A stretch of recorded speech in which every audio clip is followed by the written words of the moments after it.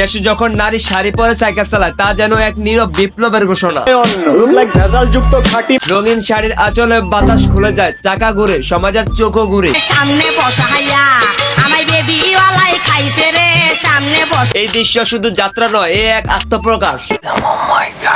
আমি চলি, আমি পড়ি, আমি থামি না। দেশ তখন একটু বদলে যায়। আপনি কি জানেন দেশে এবার নতুন একটি দল গঠন হয়েছে যেটাকে না বলেন নারী সংস্কার। তারা নাকি তাদের অধিকার চায়, তাদের মৌলিক অধিকার, তাদের ন্যায্য অধিকার তাদেরকে দিতেই হবে বলে জানিয়েছেন ওরা। প্রিয় রাসেল ভাই, তাদেরকে যদি তাদের এই অধিকার দেওয়া হয় তাহলে তারা শুধু সাইকেল না চালাতে পারে আরো অনেক কিছু। বাগির বংশধর সব কথাগুলাতে কানে জ্বলে দুল। বাই দা ওয়ে, এরকম একটা ভিডিও বর্তমানে সোশ্যাল মিডিয়া অনেক জনপ্রিয় হয়ে উঠেছে। কে সে নারী যে কিনা বৃদ্ধ বয়সে এসে রাস্তা দিয়ে সাইকেল চালিয়ে যাচ্ছে, তাও আবার স্ট্যান্ড করে। ভাই আমি তো ভাই হতাশ। মানে ভাই আজ পর্যন্ত এটাই জানলাম না যে কিভাবে সাইকেল চালাতে হয়, সাইকেলের কোন স্টিয়ারিং ধরে সাইকেলে উঠতে হয়।